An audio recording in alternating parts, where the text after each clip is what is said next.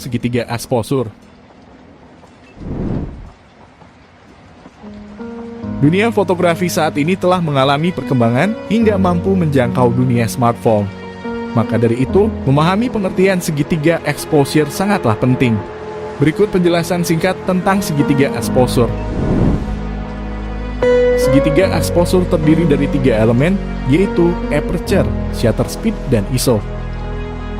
Elemen yang pertama yaitu shutter speed. Shutter speed mengatur durasi bukaan jendela sensor ketika menerima paparan cahaya sebelum menutup kembali. Semakin lama shutter speed terbuka, maka semakin banyak intensitas cahaya masuk ke dalam film atau sensor sehingga menghasilkan foto lebih terang.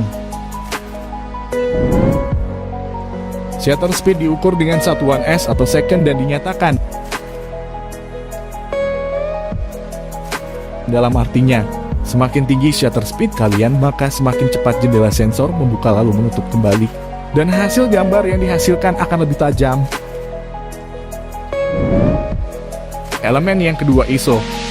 ISO adalah tingkat sensitivitas sensor kamera terhadap cahaya. Semakin rendah nilai ISO maka hasil foto akan semakin gelap, sebaliknya nilai ISO semakin tinggi maka semakin terang foto yang dihasilkan. Namun apabila nilai ISO semakin tinggi maka akan menghasilkan gambar yang banyak noise, bintik hitam pada foto, sedangkan semakin rendah nilai ISO maka akan semakin jernih foto tersebut. Sehingga apabila mengambil gambar, diusahakan untuk mencari cahaya baik buatan ataupun alami, cahaya matahari, untuk tetap mengusahakan nilai ISO yang digunakan tetap rendah.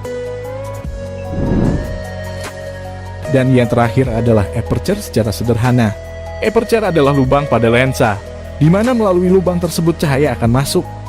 Semakin besar aperture, semakin banyak cahaya yang masuk. Semakin kecil aperture, semakin sedikit cahaya yang masuk. Iris pada lensa yang mengendalikan ukuran diameter sebuah aperture disebut sebagai diaphragm. Fungsi utamanya adalah mengontrol seberapa banyak cahaya yang boleh masuk ke dalam. Aperture dinyatakan dengan F.